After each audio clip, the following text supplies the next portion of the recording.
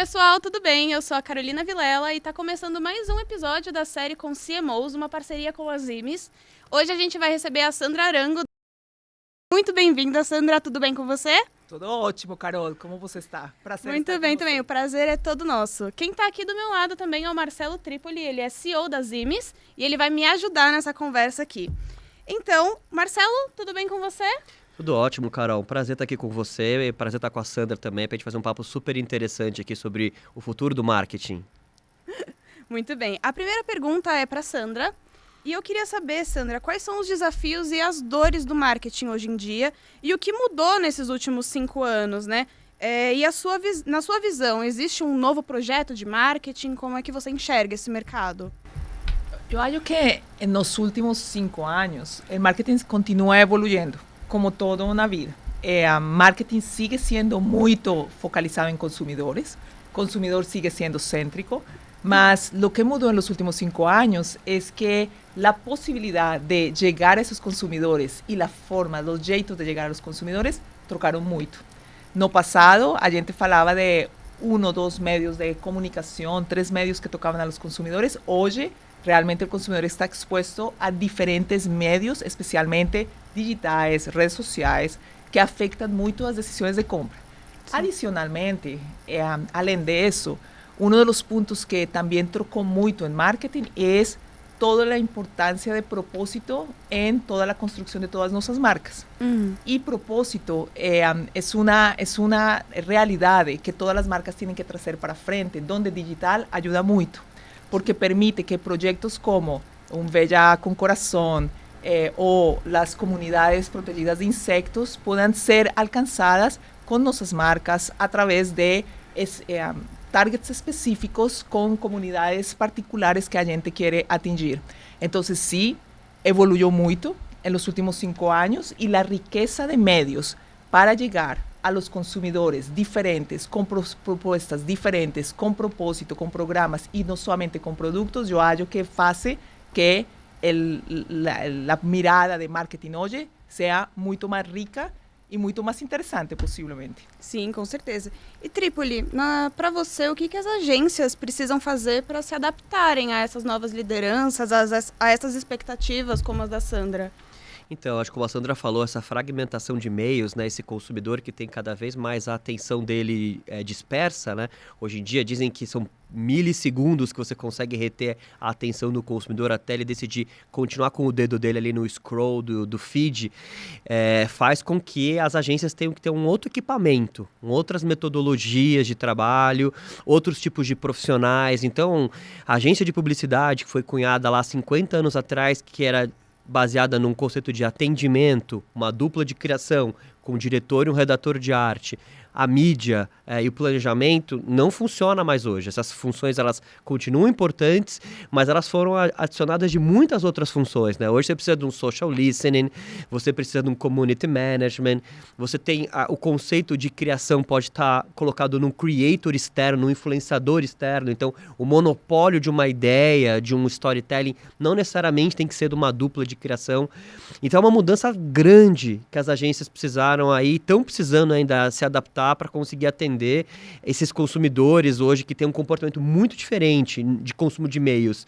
Então, eu acho que as agências, Carol, estão passando por um desafio grande de transformação. Os anunciantes estão se transformando por causa de uma transformação de hábito do consumidor e as agências, obviamente, como fornecedores desse ecossistema, precisam também se adaptar. Sim, com certeza. A Zimes fez uma pesquisa sobre FMCGs que mostrou uma grande mudança na distribuição de investimento. E no caso da Rect, qual é esse share do investimento do digital hoje versus a mídia tradicional e o share de investimento de mídia de construção de marca versus as vendas? Well, la realidad es, el número específico creo que no es lo importante. Lo que sí es una realidad es que a medida que a gente está investiendo más en digital, los números de nuestro investimento digital posiblemente han sido dobrados en los últimos 3 años. Porque como Marcelo falou, há muitas ferramentas, há muitas oportunidades e há consumidores que estão dispostos que a gente quer atingir. E por isso a gente está fazendo um esforço por ser melhor e atingir essas necessidades desses consumidores com um investimento também maior. Sim. E Tripoli, como um expert do mercado, E responsável por essa pesquisa, como é que você enxerga essas mudanças? Olha, a primeira é que, normalmente, os anunciantes, as marcas, elas acabam seguindo o consumidor. Então, se falava alguns anos atrás que o celular era o second screen, né? A pessoa estava vendo televisão e estava com o celular na mão ali, atuando como um eco da televisão. Hoje a gente sabe que o celular é o first screen. É a tela que está mais tempo que a gente, desde a hora que acorda até a hora que vai dormir, independente da classe social, independente da idade, é a tela número 1. E obviamente que as marcas precisam seguir esse tempo. Então, se existe mais tempo no celular, existe mais verba indo para o celular. É isso que a pesquisa que a gente fez uma pesquisa no ano passado e a gente entrevistou 20 CMOs de grandes empresas de bem de consumo e um painel com quase 2 mil consumidores. E a gente viu isso, que existe uma mudança de comportamento do consumidor, as marcas seguiram. E uma segunda mudança é que, com a pandemia, acelerou muito o e-commerce de bens de consumo não duráveis. Tradicionalmente, bens de consumo não duráveis, né, shampoo, sabonete, detergente, são categorias que não têm grandes penetrações em e-commerce, diferente de outras categorias, são categorias com menos penetração. Porém, com a pandemia, houve uma aceleração, né? A gente viu que em alguma dessas subcategorias, personal care, foods, começaram a chegar acima de 2 dígitos. Então, quando você começa a ter mais que 2 dígitos de penetração de vendas de e-commerce, de sellout dessas categorias de FMCG, você começa a ter uma possibilidade de correlacionar sua verba de marketing a um sellout de vendas. E isso fez com que muitas empresas que deram para a gente depoimento na pesquisa começassem a deslocar uma parte da verba de marketing para ser vamos dizer assim, fim de funil, para usar o termo que o mercado usa, que é o momento que está cruzando com vendas. Então, Carol, respondendo a tua pergunta, eu acho que é dramática a mudança, tanto de movimento do dinheiro para o digital, quanto de muitos anunciantes carimbarem o dinheiro com meta de vendas. Porque, no final das contas, o que a empresa quer é entender se o dinheiro que ela está colocando em marketing, quanto está empurrando para o market share, quanto está empurrando o produto na gôndola. Então, se existe agora uma forma muito mais moderna do que os tradicionais MMM e MROIs antigos, tem uma forma que é mais tempo real, mais preditiva para o futuro, os anunciantes estão adotando. Então, eu vejo em massa grandes marcas adotando metodologias de mensuração baseadas em verbas de vendas. Sim. Ainda sobre a pesquisa das IMES, tem o dado que mostra que 78% dos consumidores lembram de ter visto propaganda e conteúdo de empresas de bebidas, alimentos e higiene pessoal no ambiente digital. Como a Rect engaja os consumidores nessas redes? Até porque hoje a gente tem uma quantidade absurda de rede social e a tendência é que isso só aumente, né? O que a Reckitt fez foi, eu falaria que há dois pilares importantes. Uno es el pilar de cuáles son las audiencias a las cuales a gente quiere llegar. Y obviamente lo que hizo a Reckitt mucho fue entender cuáles son esas audiencias, cómo llegar a ellas y cuáles eran los canales más apropiados. Y en eso hicimos un investimento de conseguir las personas certas que ayudasen a gente dentro de casa.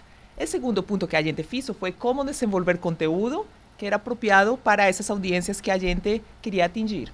Y para ese desenvolvimiento de conteúdo, lo que a gente hizo fue trazer un content studio in-house que trabaja con a gente trabaja con a Oliver y ellos ayudan a gente a desdobrar nuestras ideas creativas dentro de todas estas audiencias con los mensajes claros de comunicación que son más receptivos. Ahora, lo que es súper interesante, al punto que Marcelo estaba trabajando y falando, es que você consigue saber en tiempo real cuáles son las piezas, los materiales que están performando mejor. ¿Por qué? Porque hay mucha fundamentación de datos de cuáles son las piezas que responden, donde los consumidores se engañan mucho más. Y eso hace que para a gente sea mucho más rico hacer ese investimento dentro de los canales digitales, porque también da una clareza de dónde están las preferencias para el consumidor. Ahora ven, también todos sabemos que uno de las herramientas grandes dentro de marketing hoy en día son los influenciadores. Y lo que a Reckitt también hace para desenvolver conteúdo es a gente acude a influenciadores, macroinfluenciadores, microinfluenciadores. Nosotros tenemos marcas como Vanish, donde a gente tiene grandes celebridades nacionales como un Fábio Porchat, un Portugal, que son nuestros garotos de propaganda en nuestros canales de TV. Lo que a gente hace mucho es desdobrar materiales también, conteúdo, mucho más apropiado a audiencia en momento certo para pieza digital, mas também a gente está fazendo experimentos com influenciadores um pouco mais pequenos, um pouco mais targeteados, como fizemos faz pouco um exemplo com TikTok, com Veja Power Action, onde a gente obtuvo muito bom resultado com 2 influenciadores e um engajamento e vista de 125 milhões que nunca imaginaríamos que conseguiríamos atingir somente com TikTok. Então, realmente a gente está evoluindo para conseguir responder e desenvolver tanto o conteúdo certo para a audiência certa. Sim. Essa coisa dos influenciadores se tornou muito comum, né? As marcas estão cada vez mais buscando esses influenciadores para representarem a marca, para fazerem alguma campanha, justamente para puxar esse outro público, né? Então, Trípoli, eu queria que você comentasse, assim, como você vê esse crescimento de criadores de conteúdo junto com as marcas e, para você, quais são as melhores práticas aqui? É interessante essa pergunta, Carol, porque explodiu os influenciadores, né? A própria Sandra acabou de comentar alguns que estão sendo usados na Rekt, mas eu ainda vejo a maior parte das marcas trabalharem com influenciadores como uma forma, um mecanismo muito transacional, o famoso public post. Então você vai lá, acha na internet ali com alguma ferramenta um grupo de influenciadores e contrata o número de postagens desses influenciadores. Tudo certo, isso pode ser feito, mas dá para fazer um negócio muito mais sofisticado que isso, né? Então, existem alguns exemplos de marcas que têm feito um trabalho onde uma relação mais de longo prazo com aquele influenciador. Existe uma importância de identificação entre o persona do influenciador e o público da marca, os assuntos que o influenciador fala e a marca, e a conexão acontece de uma forma mais serena e mais longa. Vou dar um exemplo aqui de uma marca que a gente trabalha, né, que é a Eudora, do Grupo Boticário. Eles têm uma relação com a Nina Secrets. A Nina Secrets é uma das maiores influenciadoras de maquiagem no Brasil, milhões de seguidores. E qual é a relação que foi criada? A relação é uma relação umbilical, onde foi criada uma linha de produtos Nina Secrets, e a remuneração da Nina, dessa influenciadora, é um royalty sobre as vendas. Então, olha que modelo sofisticado, né? Então, toda marca que vai ser lançada de FMCG faz uma conta ali de qual que é o percentual de marketing sobre a total da receita esperada. Então, ele sabe que eu vou investir X%. Então, se eu pego esse percentual e direciono para o influenciador, a conta é a mesma. Eu tenho aquele influenciador que virou meu sócio da marca e vai ajudar a trabalhar para fazer, e ele vai querer fazer isso organicamente. Então, não é uma relação de você tem que fazer 10 posts, 5 posts, 20 posts. Faz quantos você quiser, porque existe vamos dizer assim, existem interesses alinhados, né? E a gente está vendo muitos casos desses, muitos casos de marcas trabalhando com influenciadores de uma relação muito mais estratégica e de parceria, de sociedade mesmo. Eu acho que esse é um caminho que eu acho super interessante, que a gente vai ver só crescer cada vez mais. Sim, inclusive você comentou sobre esses contratos mais longos e a gente já teve vários influenciadores falando sobre isso que dão preferência justamente por esses contratos mais longos, né? Isso é até bom para as empresas porque gera uma relação a longo prazo com aquilo e acaba que o influenciador vai ter a sua imagem sempre lembrada pelos consumidores da marca, né? Isso é muito legal. Inclusive, a Nina faz isso super bem. Hoje, a marca da Nina é uma das mais vendidas do Brasil, porque ela é uma influenciadora que tem uma baita relevância nesse mercado de beauty mesmo. Então, isso é uma coisa que está acontecendo mesmo com uma certa frequência. E, Sandra, eu queria agora que você comentasse um pouquinho da importância do e-commerce para os negócios da Rekt, até porque com essa coisa de rede social, tudo, e até por causa da pandemia, as pessoas passaram a consumir muito o e-commerce, né? Comprar de forma online. Então, eu queria saber qual que é a importância desse e-commerce para a Rekt. Carol, obviamente, e-commerce se voltou essencial, especialmente em tempo de pandemia, quando as pessoas não conseguiam ir à loja, e-commerce explodiu. E para a gente, a gente teve a fortuna e boa sorte que a gente já venia construindo alguns capabilities em e-commerce. A gente dá muita importância a e-commerce e a gente, graças a Deus, estava preparada quando chegou a pandemia com um equipo de e-commerce bem forte, com uma diretoria separada especificamente para e-commerce. Eu acho que o que mais continua evoluindo também, inclusive no mesmo e-commerce, é como a gente consigue integrar todo o nosso funnel. Nosso funnel de comunicação, tanto por el lado de marcas, como a gente faz para que o topo del funnel e o bottom del funnel seja realmente conectado, para maximizar nosso investimento de mídia com uma receita esperada que a gente consiga verbalizar e quantificar em e-commerce muito forte. Adicionalmente, a segunda parte que a gente trabalha muito é omnichannel, porque hay muchos retailers, Brick and Creeks, que tienen sus canales de e-commerce, donde a gente también tiene mucha parcería para garantir que a gente tiene una presencia omnichannel que es integrada y que es consistente, para que la experiencia del consumidor sea sin ninguna diferencia cuando él va a la loja ou quando ele vai a uma loja virtual. Sim. E como a Rect mensura o resultado do marketing atualmente? Vocês têm alguma metodologia de MROI? Como é que vocês fazem isso? Eu acho que desde o ponto de vista mais grande de negócio, os resultados de marketing vão seguir sendo atrelados a los resultados de negócio. Então, os resultados vão seguir sendo a receita que generamos, a utilidade que genera para o negócio, la participación de mercado, la penetración de las marcas, la construcción de marca, eso con certeza sigue siendo lo más importante. Ahora, lo que es súper específico ahora para el caso de marketing es que medir la productividad y la eficiencia de los dólares investidos en marketing es mucho más preciso. Y sí, a gente desenvolve algún tipo de herramientas que ayudan a dar ROI, ROAS, dependiendo de cuáles sean las variables que estamos utilizando, mas a gente hace agora uma combinação das duas. Unas são um pouco mais para fazer um seguimento de como está performando o negócio, também com comparativo externo. O outro muito mais para melhorar nosso performance marketing, para que todas nossas atividades sejam cada vez mais produtivas. Sim. Uma coisa é que, assim, não é segredo, né, para ninguém que o Brasil está vivendo uma crise. E uma pesquisa realizada pela Kantar em maio desse ano mostrou que as pessoas estão buscando mais canais no online para realizar essas compras, né? Então, Trípoli, eu queria que você comentasse quais são, nesse cenário assim que as pessoas estão procurando em outros lugares, quais são as oportunidades para as marcas aqui? Na verdade, quando acontece isso, você tem muitos consumidores que trocam marcas, né? Então, a lealdade, o que a gente está vendo, tem muitas pesquisas apontando que a lealdade dos consumidores a marcas, no geral, está diminuindo. Acho que a crise é um motivo, tem muito switch para marcas famosas value for money, né? As pessoas estão, acima de tudo, buscando value for money, fazendo down trade nas marcas. Esse movimento está acontecendo fortemente. Então, é uma oportunidade das marcas conseguirem lançar novos porcionamentos, versões menores de produto, mudar o packaging, ou seja, fazer com que o produto delas continue sendo relevante e caiba no consumidor.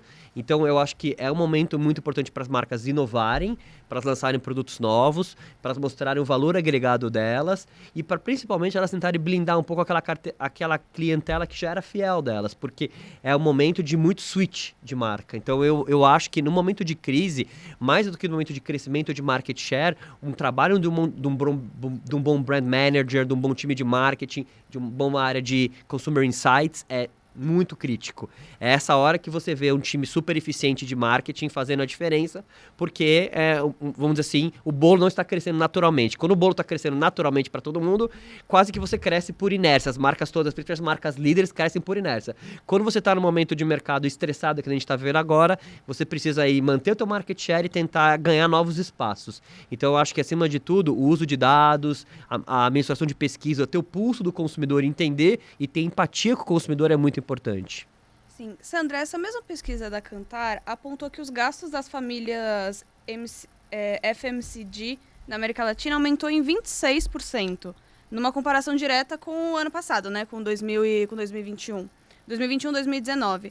Vocês observaram esse aumento? Como é que vocês observaram isso? E em quais áreas da Rect vocês conseguiram ter essa noção? Carol, esse período basicamente está cubrindo o período de pandemia. E como todos sabemos, com pandemia o que aconteceu foi as pessoas ficaram em casa. Com pessoas ficando em casa, realmente o que aconteceu foi limpeza, todo o atrelado à limpeza e a bem-estar dentro do hogar foram categorias que se beneficiaram, o cuidado pessoal se beneficiaram. Em nosso caso, a gente também experimentou, tive o mesmo resultado, com categorias como desinfección que explodieron por toda la preocupación de los consumidores por mantener casas totalmente limpas. A gente hizo muchos esfuerzos con Lysol, con Veja, con Harpic para garantir tener la oferta propia de productos para que ayudara a las personas a solucionar y a satisfacer esa necesidad y esa importancia que desinfección estaba teniendo. Mas también a gente vio explodir una categoría como Bonar, ambientadores de ambiente, fragancias de ambiente, porque as personas estaban buscando algo que permitiera tener los lares un poco más aconchegantes. Y realmente fue un efecto de pandemia que a gente vio y que también percibió en otra categoría súper interesante, que fue lavalosas. La penetración de lavalosas en Brasil es baja. Não sei se vocês sabem, mas é uma penetração de menos de 5%. Mas durante a pandemia, o que aconteceu foi que, com pessoas ficando em casa e tendo que lavar louça, muitas pessoas preferiram a comodidade e os outros benefícios extra de ahorro de água, higienização com lava-louças, e obviamente isso favoreceu algumas de nossas categorias, como com nossa marca Finish. Sim, essa coisa da lava-louças é de fato um movimento que está acontecendo mesmo. Trípoli, teve o Festival de Cannes e lá a gente viu uma relação entre as agências e os anunciantes. Você mesmo chegou a presenciar e comentou sobre isso. Então eu gostaria que você comentasse sobre essa sua impressão em Cannes, contasse desse episódio que você assistiu também. Olha, foi muito interessante ver que, primeiro, eu vou para o Festival de Cannes há mais de 15 anos e eu nunca vi tantos líderes de marketing no palco. Há 15 anos atrás você não via nem líderes de marketing e anunciantes assistindo, era um festival muito de criativos. Isso mudou, Cannes mudou e você vê cada vez mais, ano a ano, pessoas de marketing e vendas indo para o festival, colocando na agenda como uma coisa importante. Mas esse ano especificamente, eu nunca vi tantos diretores de marketing falando, contando as suas histórias, seus cases, e muitos deles junto com a agência, né? Então estava lá o líder da agência e o líder do anunciante. Por exemplo, a diretora de marketing do McDonald's e o CEO da Wieden Kennedy estavam no palco. Essa situação específica que mais me chamou a atenção foi o diretor de marketing da Pepsi, junto com o presidente, o chairman, na verdade, da Alma DDB, que é a agência da Pepsi, falando de uma campanha que foi super premiada, inclusive uma das campanhas mais premiadas esse ano em Cannes, e falando que o resultado do marketing só chegou nesse nível pela uma relação de lateralidade, cumplicidade e respeito mútuo entre agência e cliente. Ou seja, tipo, eu sempre falo para meus clientes que o bom trabalho depende da intimidade daquela relação, uma relação de intimidade, não uma relação transacional. Então, acho que ficou muito claro que no mundo de tantas complexidades, novos perfis, digital, uso de dados, uma coisa desde sempre foi assim, sempre será. Uma relação entre duas empresas, um prestador de serviço e um cliente, depende um pouco do grau de confiança de cada um tem no outro. E eu acho que Cannes deu um exemplo disso com várias histórias como essa. Então, acho que fica um recado para o mercado brasileiro, porque eu acho que o mercado brasileiro tem muita relação transacional entre agência e anunciante. Sim. E além dessa situação, quais foram as outras impressões assim, que você teve do festival, do ponto de vista do marketing digital? O festival, na verdade, acho que o marketing digital não precisaria ser usado mais como adjetivo do festival, porque quase todos os cases, quase todas as discussões são digital. Você andava pela avenida principal de Cannes e o principal número de empresas que estavam com ativações eram Facebook, TikTok, Google. Então, o festival, na verdade, ele é um reflexo da nossa indústria.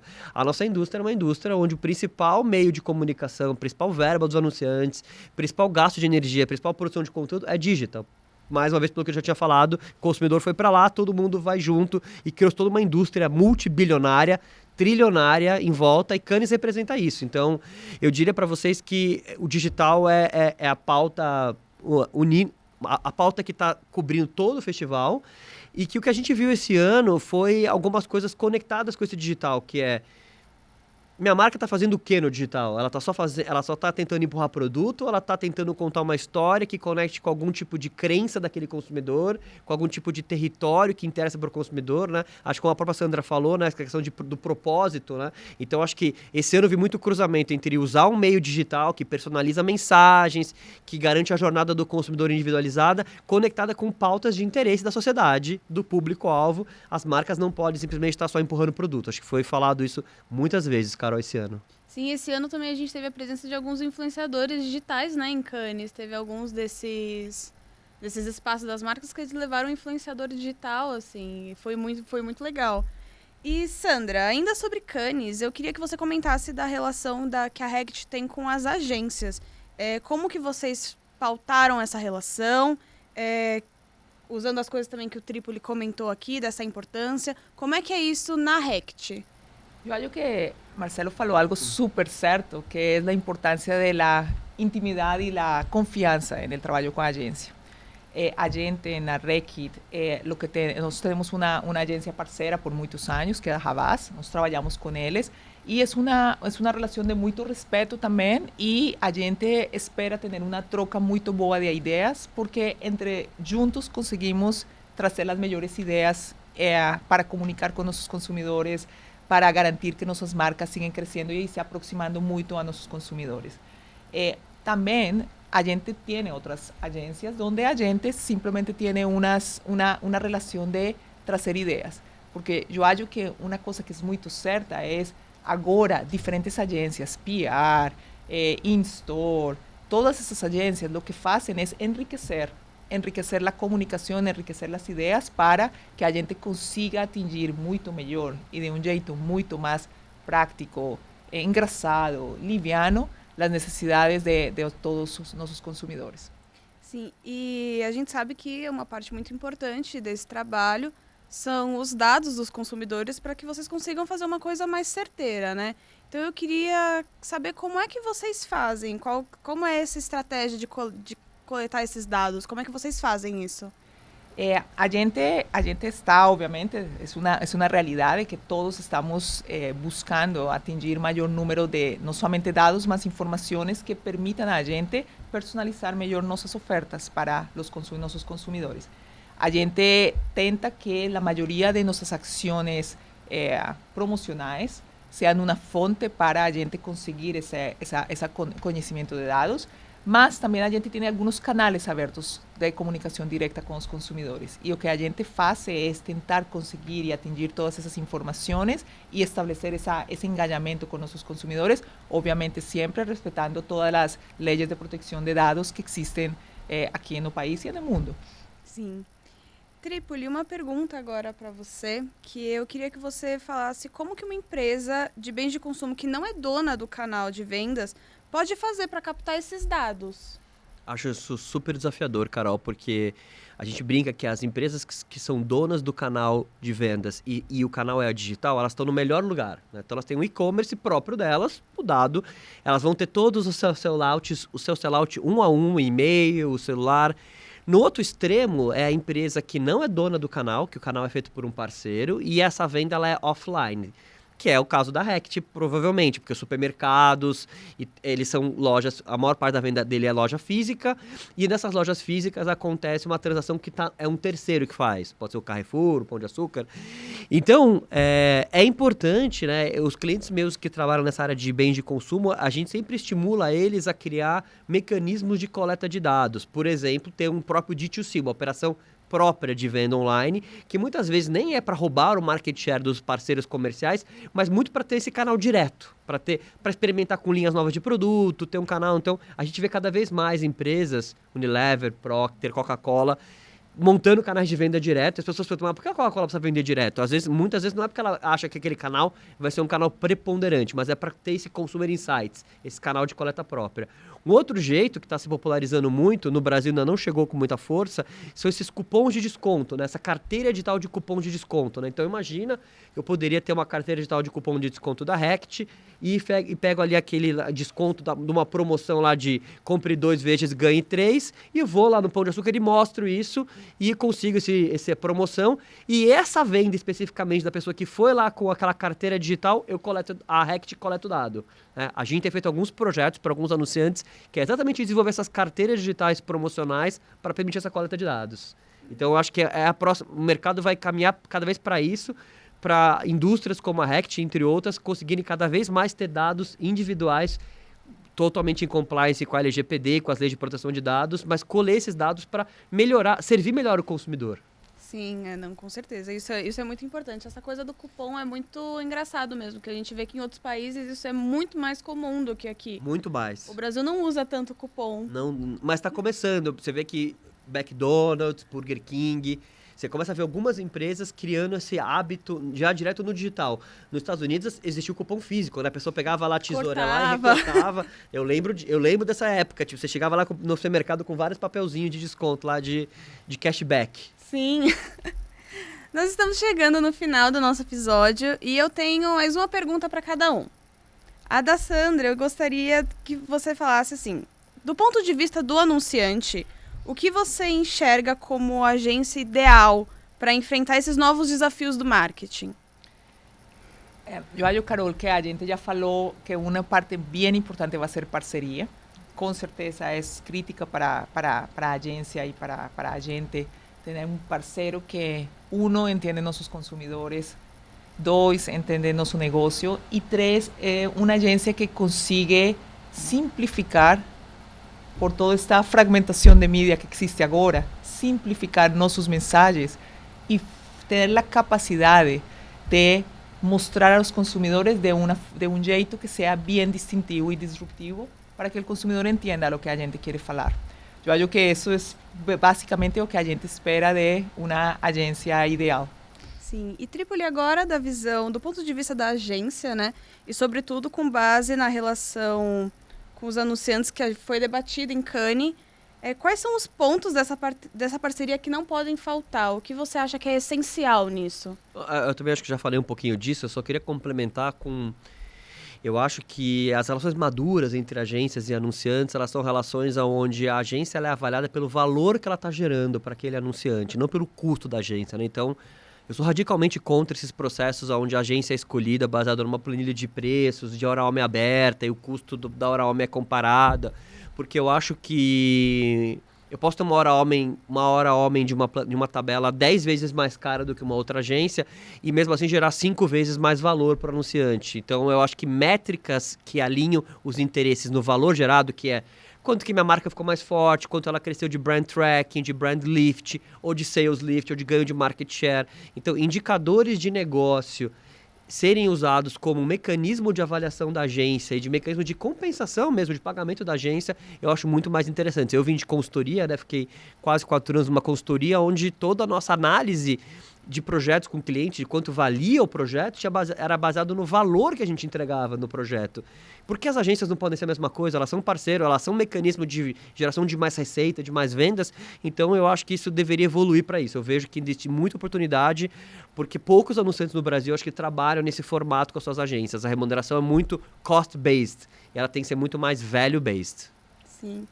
Sandra, eu espero que você tenha gostado desse nosso bate-papo. Marcelo, uma honra ter tido esse momento aqui com vocês. Então, muito obrigada, gente. Até a próxima. E é isso, gente. Eu queria agradecer também a Sandra. Obrigado, Sandra, por abrir a tua agenda. Eu sei como é difícil a agenda no dia a dia, por ter feito essa pausa, para a gente poder debater aqui um tema tão interessante. Obrigado.